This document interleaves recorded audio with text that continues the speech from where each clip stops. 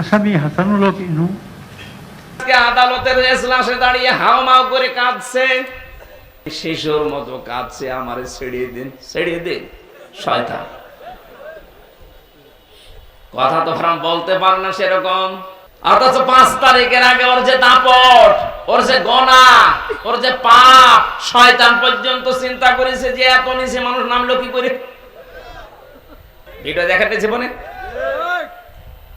আল্লাহ সহ্য করবে কি করে আপনার এই পাপ? সরিষা চলে, সে যদি কিছু করতো মেনে নিতাম। যেই কয়টার নামে এখন নারী কেলেঙ্কারি বের হচ্ছে, একটারও আমার মনে হয় এই মানিকের মতো বিসি নেই। হ্যাঁ, প্রত্যেকটা চরিত্র এরকম। আপনি একটা চরিত্রবান লোক দেখান, এই জালেমদের দোসর যারা ছিল যে এইটা চরিত্রবান। আপনি মনে করছেন হারুন আঙ্কেলের চরিত্র ভালো? কিসের চরিত্র? ওর নামে এখন যে সমস্ত ভিডিও বের হচ্ছে, শয়তান পর্যন্ত আমার মনে হয় বিশ্বাস করতো না, অথচ বিশ্বাস এখন করা লাগছে। আর এই মানুষগুলো আমাদেরকে রিমান্ডে নিয়ে, এই শয়তানের মতো মানুষ, এই যে বিপ্লব, এই হারুন, এই আসাদুজ্জামান, এই মনিরুল, এরা রিমান্ডে আমার চোখ বাঁধা অবস্থায় নিয়ে গিয়ে মাটির নিচে নিয়ে বলতো, এই দেখেন আপনার বড় হুজুরের ভিডিও। অডিও রেকর্ড শোনাতো হযরতে মাওলানা দেলাওয়ার হোসেন সাইদি রহমাতুল্লাহ আলাইহি, ওনার সাথে একটা যুবতী মেয়ের কণ্ঠস্বর নকল করে কিভাবে যেন কম্পিউটারের মাধ্যমে লাগিয়ে ওটা আমার অডিও শোনাতো, এই দেখেন আপনার হুজুর কি বলে। মানে যে কথাগুলো শুনেছে 8 মিনিট 10 মিনিট, এটা কোনো স্বামী স্ত্রীর বিছানায় ছাড়া কেউ বলে না, এত নিকৃষ্ট কথা। আমারে বলছে বিশ্বাস করেন, আমি বলছি না, এ কথা আমার বিশ্বাস হয় না। বলছে আমরা জানি আপনি বিশ্বাস করবেন না, কিন্তু আমরা বিশ্বাস করি। ও হুজুরের চরিত্র এরকমই। এদের চরিত্র খারাপ বানানোর জন্য ওরা কি করেছে আমি নিজে দেখেছি। এই যে ছোট হুজুর বলে পিসকে হুজুর একটা ছিল না, রাফিকুল ইসলাম মাদানী, এ হুজুর আমার সাথে প্রথমে 2 মাস ছিল জেলখানায়। আমার বলতো হামজা ভাই, রাতের বেলা আমারে এই হাতি ছেলে নিয়ে যেত রাত 12টা 12:30টার দিকে, 2 কোলের রাস্তা ব্লক করে দিয়ে আমার পোড়া উলঙ্গ করে, এরপরে শার্ট পরাতো, প্যান্ট পরাতো, হাতে একটা সিগারেট দিত, আর অর্ধ উলঙ্গ একটা মেয়ে লোক এনে আমার পাশে দাঁড় করিয়ে ছবি তুলতো। বলতে এইটা সকালবেলা ছেড়ে দেব, দেশের মানুষ বলবে যে হুজুরের চরিত্র কেন। ছোট মানুষ এমনিতে, হ্যাঁ আসলে ছোট মানুষ, বয়স যাই হোক, আমার যে পর্যন্ত আমার হাওমা করে কাটাকাটি অবস্থায় বলেছে, হামজা ভাই আমি তখন এত অসহায়, এক এসআইকে ডাক দিয়ে বললাম, ভাই আপনারা যা করছেন এটা কি হারুন সাহেব জানে? জানেন আমার, উনি তো করাচ্ছে। কত নিচে নেমেছিল মানুষেরা, আল্লাহ ওদেরকে এত নিচে নামিয়েছে। বলছে ওই সময় আমি বরদোয়া দিয়েছি, আল্লাহ তোমার ছোট্ট গোলামের সাথে ওরা যা করে তুমি তো দেখতে পাচ্ছ, আমি এই মজায় বরদোয়া দিলাম, আল্লাহ তুমি হারুনকে দেখো। আল্লাহ ঠিক দেখিছে, এমন অবস্থা করে দিয়েছে 3 ইঞ্চি। পুরা কিশোরগঞ্জের বদনাম করে ফেলেছে। কথা বলে কেন? কয় ইঞ্চি বলেন তো? সারা দুনিয়া জানে, এমনকি মেয়ে লোক জিকির করছে দেখলাম 3 ইঞ্চি 3 ইঞ্চি। এত নিচে আল্লাহ নামাতো না, আলেমদের বিপক্ষে যাওয়ার কারণে আল্লাহ এত নিচে নামিয়েছে। এই মালায়ন বিপ্লব, এটা ধরা পড়বে, এটাও আছে, এটাও দেখবেন 2-1 দিন পরে বের হবে। আমার মনে হয় এর যদি জনগণ পায় পিটিয়ে ভর্তা বানিয়ে ফেলবে। শয়তানের কথাবার্তা ছিল উল্টা পাল্টা।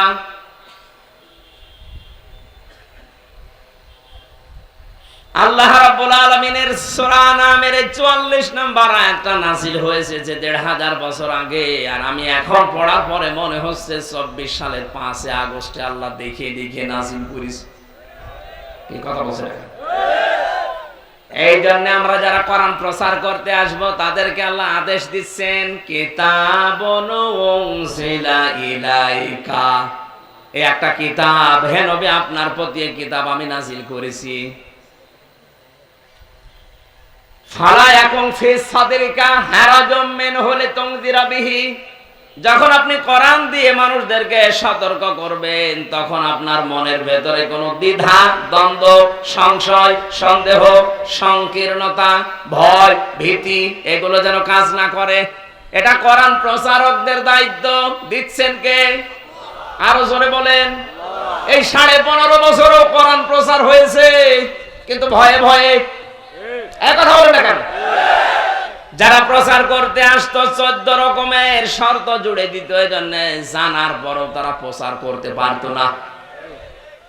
আর যারাই 2-1 প্রচার করেছে তারাই মামুনুল হকের মতো মিথ্যা মামলা নিয়ে 3-4 বছর জেল খেটেছে। আমারে যে মামলা দিয়েছিল শয়তানও বিশ্বাস করবে না, কিন্তু ওরা বিশ্বাস করত। কোন পাগল নাকি সেই সিরাজগঞ্জ থেকে একটা কাঁচি নিয়ে এসেছিল, ধান কাটা কাঁচি, সংসদের সামনে ঘুরছিল। পুলিশ ধরে বলেছে কি করো? সংসদ ভেঙে ফেলবো। ভেঙে ফেলবো মানে? হ্যাঁ, আমি আমির হামজার ওয়াজ শুনে উদ্বুদ্ধ হয়েছি। নিয়ে আয় আমির হামজারে, এই অপরাধে আমরা ধরে নিয়ে এসেছি 3 বছর। কয় বছর? অথচ এই মামলায় যদি আমার সাজাও লাগিয়ে দিত সর্বোচ্চ 3 মাসের বেশি আমার সাজা হয় না। 30 বারের উপরে আমার মামলাটা উঠেছে, আমার জামিন দেয়নি। অথচ এই 5 তারিখের পরে মামলা তুলতে দেরি। সেই জজ নিজেই বলছে কি দেখে বিচার করব, কোনো মাল নেই, ছেড়ে দিলাম। পুরা খালাস করে দিয়েছে আমাদেরকে। বলতে গেলাম মনে মনে যে জজ সাহেব এই মামলা তো 3 বছর আপনার কাছে ছিল, তখন তো বলেননি যে কোনো মাল নেই, খালি বলেছেন যে না জামিন হবে না। এখন হঠাৎ করে যে মাল পাচ্ছেন না মানে? এই কথাই বলতো হুজুর কিছু করার নেই, হাত বাঁধা। কি ছিল? এইটাই চলেছে বিচার ব্যবস্থায়, এইটাই চলেছে প্রশাসনে, এইটাই চলেছে চিকিৎসা বিভাগে, এইটাই চলেছে শিক্ষা ব্যবস্থায়। বাংলাদেশে যত বিভাগ আছে প্রত্যেকটা বিভাগে যারাই দায়িত্বে ছিল প্রতিটি মানুষের হাত বাঁধা ছিল, হাত শুধু খোলা ছিল শেখের বেটির। আজ এই বিচারপতির হাত যেমন খুলে গেছে, উনি যেমন ন্যায় বিচার করতে পারছেন, আমরা চাই বাংলাদেশে কিয়ামতের আগে যারাই দায়িত্বে থাকবে তাদের যেন হাত আবু সাইদের মতো খোলা থাকে। কারো হাত এই দেশে বাঁধা থাকবে না। আল কোরআনের আলো ঘরে ঘরে জালো, কোরআন নদীর যেখানে আলহামদুলিল্লাহ ইসলামের শত্রুরা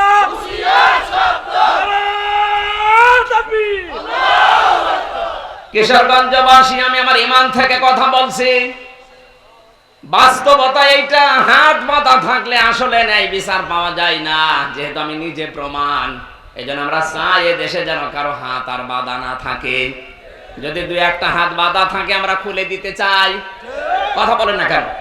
আর এই জন্যই তো যারা দায়িত্বে আছে তাদেরকে একটু সময় দিতে চাচ্ছি যে আপনারা হাত খোলেন। 100 জনের প্রায় 65 জনের উপরে এখন হাত খোলা হয়ে গেছে, বাকি 35টা এখন ওই জালেমদের দোসররা বসে আছে। আমরা চাই সংস্কার যখন আরম্ভ হয়েছে এই চেয়ার গুলোতে যারা আছে তাদেরকে আপনি সংস্কার করেন। যেগুলো জালেমদের সবচাইতে বড় দোসর তাদেরকে একবারে ওএসটি করে দেন, একেবারে জীবনের মতো। ওরা আর ঘুরে আসার দরকার নেই। নূহ আলাইহিস সালাম দোয়া করেছিলেন না, রব্বিলা তাযার আলাল আরদি মিনাল কাফিরিনা দাজ্জার ইন্নাকা ইন তাযারহুম ইউযিল্লু ইবাদাকা ওয়ালা ইয়ালিদু ইল্লা ফাজিরুন কাফারা। হে আল্লাহ, এটার আন্ডা বাচ্চা পর্যন্ত যেন না থাকে, কারণ ওর পেট থেকে যেটা আসবে ওটা হবে ওর সাথে ডবল হারামি। আমরাও নূহ নবীর দোয়াই করছি, আল্লাহ একটাকেও তুমি ছেড়েও না। বিশেষ করে অন্তর্বর্তীকালীন যিনি আছেন তিনি যেন এই দায়িত্বটা পালন করে, কারণ দেশের ছাত্র জনতা এই জন্যই তারে বসিয়েছে। ছাত্র জনতার যে 9টা দাবি ছিল, এইটাও যে আমরা বৈষম্য রাখতে চাই না। কথা বলুন। আমরা কোন বৈষম্য রাখতে চাই না, সংস্কার করে সব আমরা পাল্টিয়ে ফেলবো। জুলুম যারাই করেছেন কোনো ছাড় হবে না আপনার, কারণ আপনি আল্লাহর মামলার আসামি। জালেমরা হামজার মামলার আসামি না, জালেমরা সরাসরি আসামি কার মামলার? ইন্নামাস সাবিলু আলাল্লাযিনা ইয়াজলিমুনান নাস। সূরা সূরা 42 নম্বর আয়াতের প্রথম অংশে আছে, আল্লাহ পাক বলেন আমি নিজে জালেমদের বিরুদ্ধে মামলা দেব। এই আয়াত অনুযায়ী আমি বলতে পারি 15.5 বছরে যারা জুলুম করেছেন, আপনারা হয়তো সেরকম টের পাননি। সাতক্ষীরায় যান, চাঁপাইনবাবগঞ্জে যান, চট্টগ্রামে যান, কি হয়েছে এই মানুষগুলো ইসলাম মানার কারণে, মুসলমান দাবি করার কারণে, একামতে দিনের দায়িত্ব পালন করার কারণে বাড়ি ঘর পর্যন্ত তাদের বুলডোজার দিয়ে একেবারে গড়িয়ে দিয়েছে। কয়েকদিন আগে আমি সাতক্ষীরায় ছিলাম। বাংলাদেশের দ্বিতীয় ফিলিস্তিন বলা হয় সাতক্ষীরাকে আর চাঁপাইনবাবগঞ্জকে। মানুষ এত অত্যাচার করতে পারে, যা করেছেন 15.5 বছরে তার 15 ভাগের 1 ভাগ করলে আপনি টিকতে পারবেন না।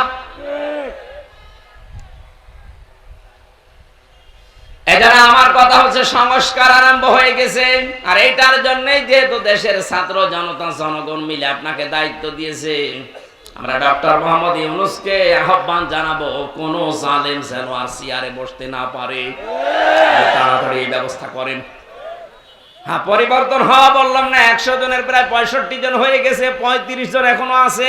এই শয়তানগুলোকে আমরা দেখতে চাই না। দু একটা একটু মাঝে মাঝে মাথা বের করে আর ধরা খায়, আমরা চাই যে একটু আসেন। 72 রাকাত নাকি তাহাজ্জুদের নামাজ পড়তো চিটার। তাহাজ্জুদের নামাজ কয় রাকাত? সর্বোচ্চ 2 রাকাত, 2 রাকাত, 2 রাকাত, 2 রাকাত, মানে 8 রাকাত, খুব বেশি হলো 12 রাকাত। আলেম বসে আছে, জিজ্ঞাসা করেন তো, খুব বেশি হলো না 12 রাকাত পড়া যায়। 8 রাকাত থেকে 12 রাকাত, আর ও বলছে আমি 72 রাকাত। ইসলামের নিয়ম নীতি নিয়ে ফাইসলামি করো না, দাঁত মুখ খুলে ফেলা দরকার। ওদের উপরে যেটা আছে ওইটাও মিথ্যা কথা বলতো, এরকম লাকুম দীনুকুম ওয়ালিয়া দিন, রাহুল বুখারী। আয়াত পড়ছে কোরআন শরীফে আর দলিল দিয়েছে বুখারী। তে ওর পেট থেকে যা আসবে তারা তো ওইটাই বলবে, কথা বলে কেন? কি পাগল দেখেন তো, একবার বলতে ববু, একবার বলছে মা। আমার মনে হয় মাথা শয়তান একেবারে খারাপ করে দিয়েছে।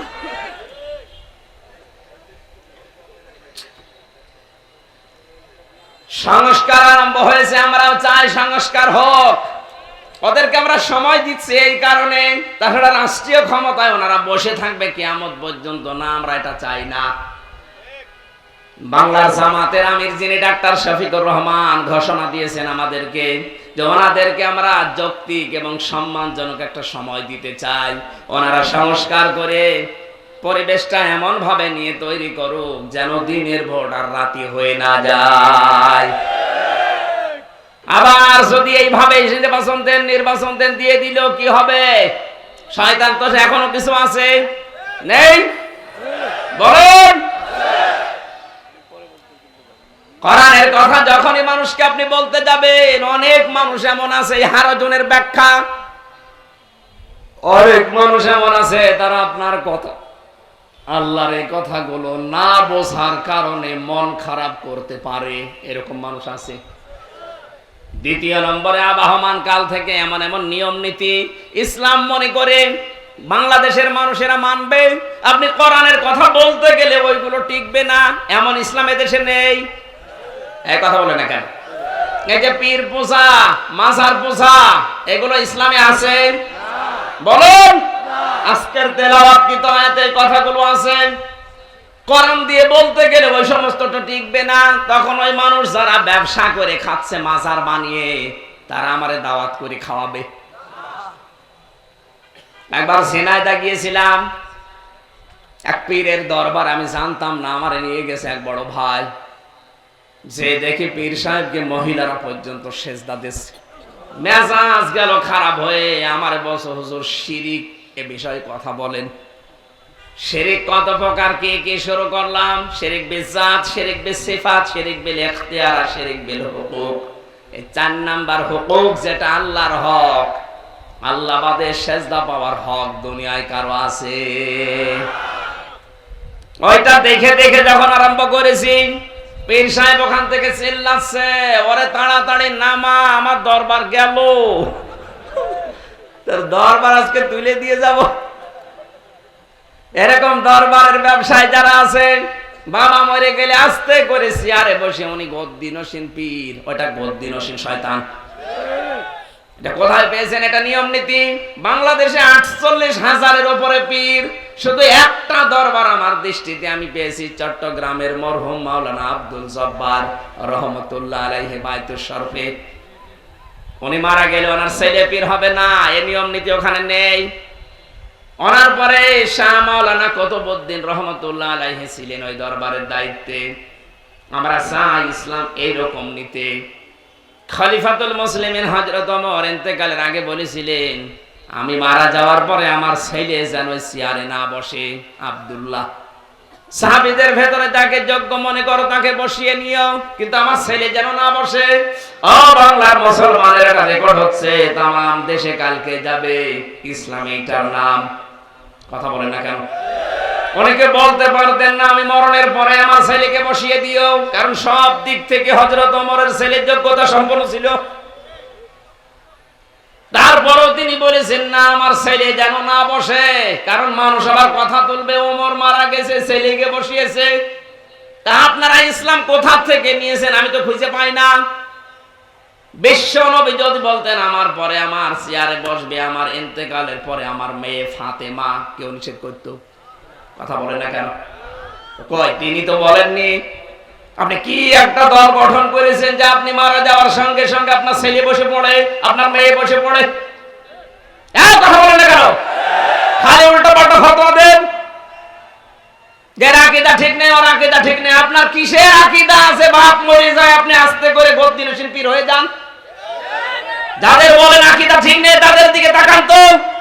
জীবনে যদি এই দলের ভেতরে আপনি একটা প্রমাণ দেখাতে পারেন যে কেউ পদ চেয়ে নিয়েছে, আমি জীবনের মতো মাহফিল বন্ধ করে দেবো। বলেন। এই যে লোকটা বসে আছে, জিজ্ঞাসা করেন। জোর করে দায়িত্ব দেওয়ার আগে তারপরও কান্নাকাটি করে নিতে চায় না, আর ওদের দায়িত্ব নেওয়ার জন্য মারামারি হয়। আপনি এরপরও ইসলাম বোঝেন না।